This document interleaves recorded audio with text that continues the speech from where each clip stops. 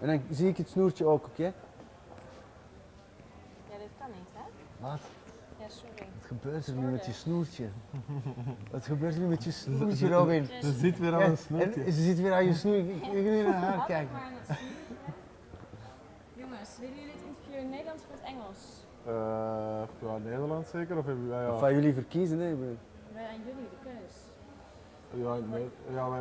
is ons Nederlands niet duidelijk? En ik wil wel eigenlijk zeggen. Jullie Nederlands is duidelijk. Jullie mogen kiezen. Internationaal Filmfestival. Dus jij wilt eigenlijk in het Engels. Ik neig naar het Engels, maar... Oké, dan volgen we jou. Thank you very much. There you go. There I go. Let's start with you. You're the author of the... We're both the author. You're both the author? Yes. But it started with your screenplay, right?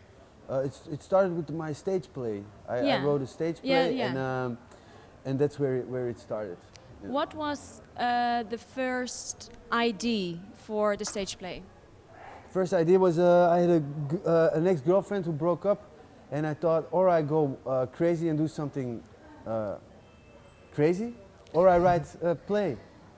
What would be the something crazy thing be? That would be, I don't know. I'm not gonna say that because maybe it's gonna spoil some shit. You want to So- save it for future Yeah. ex-girlfriends? I would say if you watch the film, you could see what can happen. Really? Yeah. Wow, that's... Did you see the film? Of course I Ah, did. okay. Yeah. Poor girl. And what did he add? He added the naked scenes. No, we when we started writing together, we added the backstory of the play is actually the whole movie. So the play is staged at one spot, and it's all at one spot, and then the film is actually the backstory of the play. Mm-hmm. And is it because of course, the main character, he is, you could say, angry young man, would fit him, and there's a lot of tension and bitterness in him. How do you become the author of such kind of personage and such kind of story? How can you relate to his story? How? Yeah. Yeah, because it's all. I think it's all human. What happens with these characters is actually all human character stuff and human psychology. And sorry. Condition. Yeah, it's all human condition and stuff. So I think that's how I can relate. It's all something we all know about. Not that we all would act up to these feelings and stuff, but I think it's all recognizable as humans. As humans, in the end, we're all humans. Yes. And how do you, because it's a very, I was of course glued to the screen and there's a lot of tension, is it? While writing, how do you compose that? Do you make a plan and a scheme of where you add tension? How did we compose that? I'll let Robin answer this time because he also wrote the script.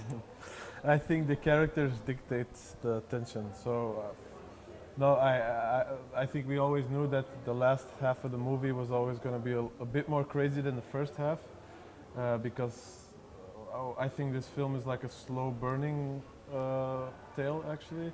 So you're building up tension for a long time, and then in the last 30 minutes, you pry it open like the box, and then it all explodes.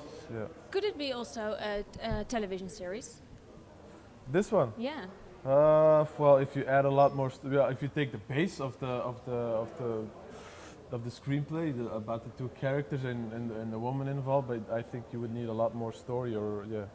Well, is that an ambition to make a television series, maybe? Yeah, we're actually making one. Well, he actually had an idea, which is pretty great, and we're actually we just got funds from the government institute actually for making it. So we're still in the writing process right now. Yeah.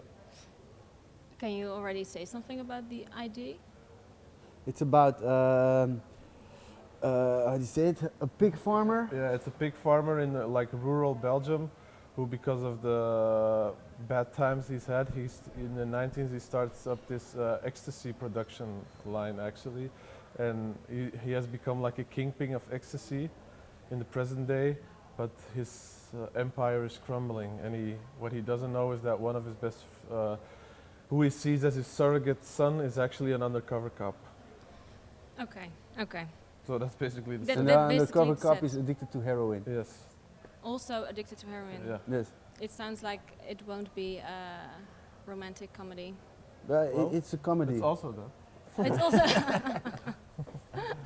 it's also that. And why do you have this synergy while working? Why does it work between the two of you? Because it's the first film, right? You had 2 shorts you did together, and now this one. I don't know. Sometimes I don't know. We just match Yeah. creatively, and as souls we match, and we have like a bromance, a bromance without sex. Without sex, I'm Yes. sure. And is it? We tried, but it doesn't work. It didn't work. It's like oh. Yeah, you can have different types of sex as men as well. Okay. Do you have brothers yourself? Yeah, I have one brother. And Yeah, me too. yeah. And because it's also, of course, about the unconditional Mm, love and yeah. loyalty you have between brothers. The film. It's Yeah. I think that's also an inspiration. Yeah, sure. Yeah. But I don't believe that everything that happens in a screenplay necessarily must come out of your own life.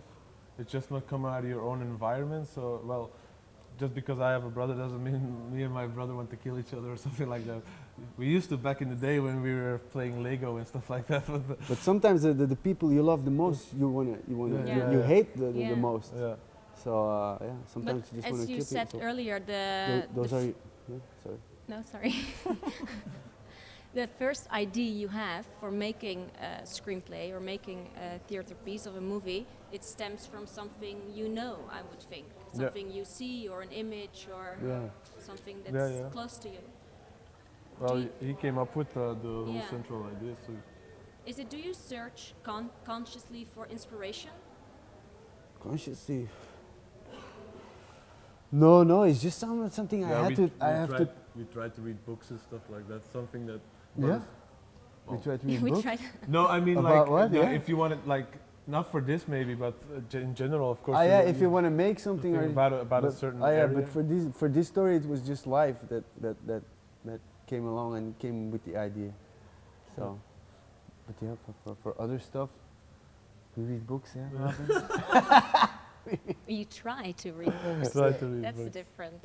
And the locations, because I know the Ardennes is for me it's like this holiday place, and it's cute and nice and full of joy. And now you've ruined everybody's memory. How did you come up with this location? Well, the location specifically was, well, there's this really interesting character who lives in the Ardennes who made a fortune out of having contracts with war-torn countries in Africa. So we had all these kind of vehicles, like army vehicles in his backlot, and that's pretty crazy when we came to that place, and I was like, can we shoot here please? Yeah, sure. And then so we just there was like one big area full of craziness that we could never afford if we wanted it, but it was all there. So that was really lucky to find that. Yeah, wow. Yeah. And is it because somewhere I read that you also see it as an extra character? Yeah, The environment. Well, in one of the earlier scenes in the script, they talk about the Ardennes as if it was a place that they go to for their childhood, which they have fond memories of. So I think in a way the Ardennes also kind of the loss of innocence, probably. Yeah. Ah, interesting. And I read a lot of reviews, and a lot of people say it has a very international vibe, the film. Okay. Why? Yeah, no, so you know. That's why we Yeah. do the interview in English. Yeah, Yes. exactly. Otherwise, it wouldn't fit. We can also do it in German English. We can. No, I can't. I think. Why do you think that it has this international vibe? To me, I think it combines like I just think it's a well-directed film. That's why. Oh, that makes it international. Well, and it's also a Oh. genre film, which people, I hope that people, I think it's pretty easy to watch my film. You don't have to invest a lot of yourself to watch it, if you know what I mean. You know, I think the story flows in a way that you, how will I say? It's not like watching the 13-hour movie that's playing here, you know. So I think that's why it maybe hopefully attracts like a broad audience. Yeah. Is that because there is going to be an American remake? Is that true? Well, they bought the rights for the American remake, but that doesn't necessarily mean that they're actually making it. But and they also bought the rights in South Korea for the remake, so we'll see what happens. And how does that work? Who gets the phone call that is happening? Producer. Yes. Producer. Yeah. And who gets the money? Not us. Well, not yet. Eventually, if they would make it, they probably have to pay us, I guess. But right now, they just optioned the rights, which is like a really small amount, actually. Well, that's what they tell me. Maybe my producer is really rich right now. I don't know. And do you have and they buy the rights and it's out of your hands, or do you have a say in how it will develop? I think they want to involve us or me if it gets made, yeah. Okay. But I'm really it's realistically enough it's Hollywood, so I don't think I will be like slamming my fist on table saying that's how you do it. Would you consider? No, never. Never. No. Why not? Because I've already made it. I spent 4 years of my life making this. Yeah. So yeah. But you're young, right? Yeah. So are you, 22. Oh, yeah, 22. 22. He started when he was 18. Yeah, and I'm 29. I knew I wanted to be a director when I was 4. I always wanted to be a director. Well, 28. So you started when you were 24. Yeah. Yeah. It has a very, how do you say that? It has a very, I think, secure handwriting. You say it like that? That you're very convinced. You don't see like hesitations of a youngster. Is that you or? No, I'm all hesitation. I'm in doubt all the time. But I think for this film, I made a choice from the start, and then I completely went for that choice, you know, and like maybe it didn't end up as much as I hoped, but I knew I wanted to follow my lead and not be in doubt. Well, of course I doubt all the time, But what did not end as you hoped? no, there was a chance that it wouldn't end as I hoped, but like I'm happy with it, with the way it is now. But I think, of course I had doubts. There's a lot of scenes that were shot in one take. And you know, there's this thing I didn't shoot extra coverage, so there was a chance that it would be really boring and it wouldn't work, and I had no opportunity to cut it. So that was like a big chance that I had to take for stuff like that. So yeah, sometimes I was nervous, of course, because sometimes I didn't know what the hell I was doing. But yeah. Did you talk about that with everybody, or was that your little secret? No, we talked it through, yeah, because you have to talk to the actors and say, I'm going to do it in one take, so you have all the freedom to do what you want, walk around. You have to be here and here at this time because the camera's here, so yeah, of course they know. Did you like this way of working? Yeah. Yeah. Why? Why? No, I like the way of working because we could still discuss not everything, but we could discuss. And on the other hand, I really trust Robin as a director because I already worked with him a few times and I know he's very talented. So, and when there was something that we we could always discuss stuff, and there was an openness to create together, and it's not that it was now you do this or now you do. There was this great moment when, well, not great, not for me, but there was this moment when we were shooting in the Ardennes, and one of the characters gets into that car, and one of the characters gets into that car, and then we had to shoot the driving scenes, and we were shooting it, and Jeroen like, wait. I was like, what? It doesn't make sense that he's in that car because he's at that. And I was like, what are you talking about? And then we had to stop shooting because he was right. So that was really good. Otherwise, I couldn't have used any of the shots. You didn't use it anyway. What would you do? I'm sure you will work together another time, since, well, you obviously like each other. What would you do differently next time? Work with another director. Yeah. No, it's not Still. true. No, No, don't say that. not Don't true. say that. No. But well, I don't know. Well, what have you learned? Well, we have learned a lot about each other and about the writing process, and I think we would tackle the writing process a bit. I would a bit more because we spent 4 years writing the screenplay, and that's the way it went. But I don't know.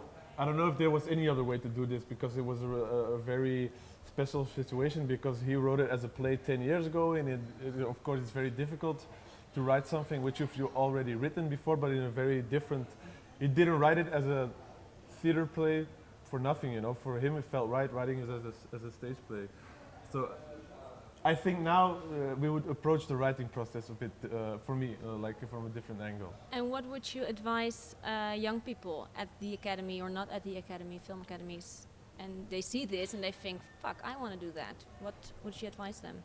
If you think your screenplay is good enough, think again and write another year. Yeah. Because that's where it all goes wrong most of the time, screenplays. Everybody can, a lot of people know where to put a camera and stuff, but I think if your screenplay isn't right, you'll never make a good film. Yeah, okay. You agree? Yeah, I think so. But on the other hand, you also have to be talented in choosing the right people and in directing, I guess. And I think if you really want to make a film, make films. Just do. Nobody knows anything. Mhm. Okay, no. Thank you guys. Thanks.